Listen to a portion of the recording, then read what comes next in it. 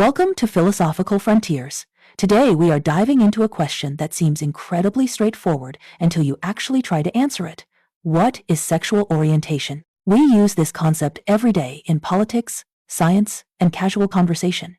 But if you ask for a precise definition, things fall apart quickly. To guide us through this, we are looking at a groundbreaking paper by philosopher Robin Dembroff.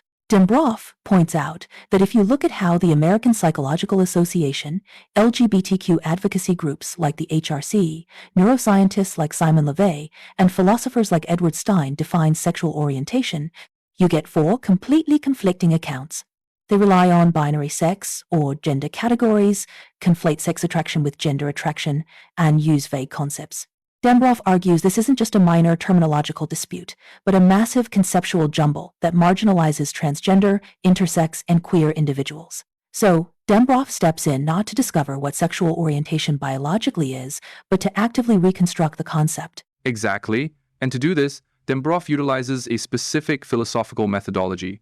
They adopt Sally Haslanger's framework but significantly rename it. Dembroff calls it the engineering project, renaming Haslanger's original term, the analytic project, to clearly distinguish it from traditional conceptual analysis. Conceptual analysis asks what we intuitively think a concept is, but the engineering project asks what purposes our concept should serve and how we can revise it to fulfill those purposes. For Dembroff, this engineering project has four distinct goals: to clarify the criteria for assigning an orientation, to align with current social scientific research on sex and gender, to eliminate the presumption of cis-heteronormativity where straight and cisgender is the default, and crucially, to promote robust legal and social protections for marginalized groups. But to make this work practically, Dembroff relies on another vital distinction from Haslanger, which is the operative versus manifest concept. The manifest concept is what users mistakenly think they mean when they use a term, but the operative concept is how the term actually functions and is applied in real-world practice. Dembroff anchors their theory in the operative concept to ensure it is feasible for public uptake. So before we get to Dembroff's actual positive theory, we have to clear the brush, which is step 2 in their argumentative chain. Dembroff strictly separates sexual orientation from three other things: sexual identity, romantic or emotional attraction, and what they call sexual druthers. Identity is just how you label yourself, which might be socially constrained or inaccurate. Romantic attraction is conceptually distinct, which we know because asexual people have asexual orientation, namely, asexuality even if they experience varying romantic attractions. And sexual druthers are preferences for traits like hair color or height, which are excluded because sex and gender are uniquely salient social categories that require legal protection. This brings us to step 3, the constraints Dembroff places on any successful theory of sexual orientation. They argue a valid theory must distinguish between sex and gender, and it must recognize that sexual orientation operates on both dimensions. That is the core foundation of Dembroff's entire approach. They argue that sex, which is anatomically associated, and gender, which is socially situated, are distinct but both intensely relevant. Therefore, any account of orientation must be bidimensional.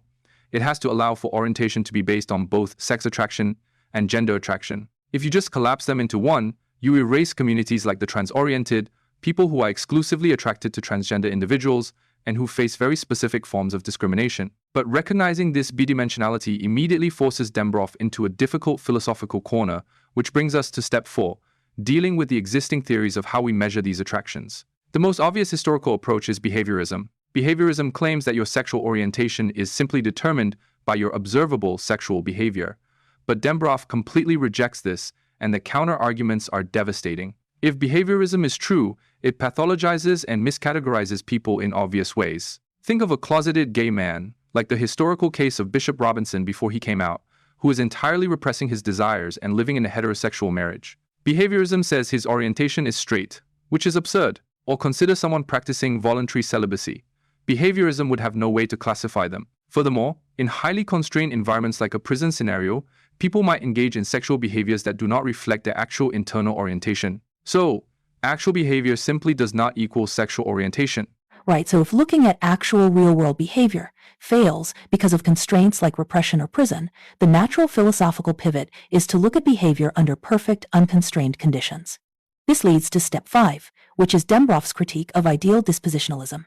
This is the view championed by philosopher Edward Stein, who argues that sexual orientation is defined by the sexual behaviors a person is disposed to engage in under ideal conditions, meaning conditions of total sexual freedom without any social, moral, or physical restrictions whatsoever.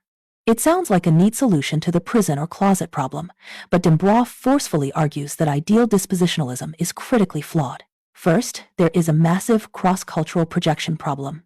You cannot take a modern Western concept of sexual orientation and meaningfully project it onto imagined ideal conditions that might look like ancient Greece, where the social meanings of sex were entirely different. Secondly, Dembroff points out a deep empirical flaw regarding how human desire actually works. Desires are not perfectly stable internal essences that just emerge when constraints are lifted. Dembroff cites the adaptation principle and the satisfaction principle to show that our desires actually shift and change dramatically in response to the environment and the available opportunities. If you put someone in totally ideal, unrestricted conditions, their sexual desires might fundamentally alter from what they are in the real world. Exactly. So Dembroff has successfully shown that behaviorism focuses too much on the constrained present, and ideal dispositionalism focuses too much on an impossible, distortionary fantasy. We need a middle road, which is step 6. Dembroff finds this middle road by turning to Sungho Choi's concept of ordinary dispositionalism. The idea here is that we should look at a person's dispositions to engage in sexual behavior not under ideal conditions, but under the ordinary manifesting conditions for the operative concept. In other words, under what conditions do ordinary people actually apply the term sexual orientation in everyday life? Dembroff isolates 3 specific operative conditions. Condition 1. The attraction must be precisely because of the person's sex or gender, not a coincidental correlation. Condition 2. There must be a reasonable diversity of potential partners, which rules out the prison or boarding school scenarios. And Condition 3. The subject must be willing and able to engage, which explicitly excludes non-consensual acts, medical incapacity, or voluntary celibacy. To really make that first condition concrete, the idea that attraction must be because of sex or gender, Dembroff uses a brilliant thought experiment involving a character named Elijah. Let's say Elijah is deeply attracted to people with long hair. That is his defining sexual druther. Now, imagine Elijah lives in a very traditional, isolated town where absolutely only women have long hair. Because of this demographic fact, Elijah is, in reality, only disposed to sexually engage with women.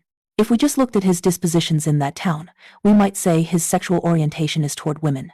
But Dembroff says no, that is incorrect. Elijah is attracted to these women because of their long hair, not because they are women. The fact that they are women is just a coincidental correlation in his specific town. Therefore, this does not constitute a sexual orientation toward women. It perfectly illustrates why the ordinary conditions must specify that the attraction is tracking the sex or gender itself, not a proxy trait. That perfectly sets up step 7, which is the formal frontal statement of Dembroff's positive theory, bidimensional dispositionalism, or BD. Dembroff states that a person's sexual orientation is grounded in their dispositions to engage in sexual behaviors under the ordinary conditions for these dispositions. And crucially, which specific sexual orientation they have is grounded in what sexes and genders of persons they are disposed to sexually engage with under these conditions. Now, here is the absolute most radical and important part of BD. It makes absolutely no reference to the subject's own sex or gender. Under Dembroff's theory, sexual orientation is entirely about the sex and gender of the people you are attracted to. So if you have a cisgender man and a transgender woman, and both of them are exclusively attracted to cisgender women, under bidimensional dispositionalism, they share the exact same sexual orientation. By ignoring the subject's own gender, Dembroff completely severs sexual orientation from relational categories like same-sex or opposite-sex attraction. That is a massive paradigm shift, and it leads directly into step 8, the 3 major theoretical and political claims that flow out of bidimensional dispositionalism. The first claim is a total rejection of the existing taxonomy. The categories of homosexual and heterosexual simply cease to be coherent under BD. Those old terms are fundamentally relational. They require comparing the subject's gender to the object's gender. Because BD abandons the subject's gender, those labels have to go. The second claim concerns the debate over biological essentialism versus social constructionism. Dembroff explicitly maintains a level of philosophical neutrality here. They note that BD is technically compatible with biological essentialism, but they argue it is highly unlikely to be paired with it, simply because gender itself is socially constituted. Therefore, Dembroff personally leans toward a moderate constructionism, where biological tendencies are deeply shaped by social context. And the third major claim of BD is that sexual orientation categories must be understood as continuous rather than discrete.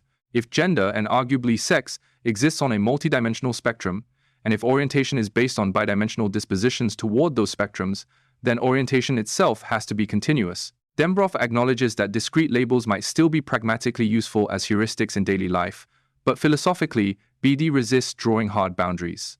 This is a deliberate political move within the engineering project because breaking down discrete boundaries undermines the statistical majority versus minority logic that society uses to naturalize cisgender normativity. Furthermore, this has immediate, powerful legal implications. By reframing orientation purely as the sex or gender you are attracted to, BD allows orientation-based discrimination to be litigated purely as sex or gender discrimination under existing civil rights laws. If a cis man and a trans woman both like women, but only the trans woman is fired for it, she isn't being fired for her orientation. She's being fired because of her own gender, which is already a legally protected class. It is a brilliantly practical application of the engineering project, but we have to be very careful not to overstate Dembroff's conclusion here. Dembroff does not claim that bidimensional dispositionalism is the final, ultimate authoritative truth of human sexuality, nor do they say the old categories are entirely useless overnight. Instead, they use a very specific metaphor: the ladder. Dembroff states that BD only begins to map this promising philosophical landscape. BD is a ladder that we must climb right now to escape the cisnormative, incoherent jumble of our current concepts. But the ultimate goal is to eventually kick that ladder away once we reach a higher vantage point, turning toward entirely different, perhaps even non-gendered concepts of sexual orientation in the future. It is a temporary scaffold built for our current socio-political moment, not a permanent metaphysical foundation. And that, I think, is the true power of philosophical engineering.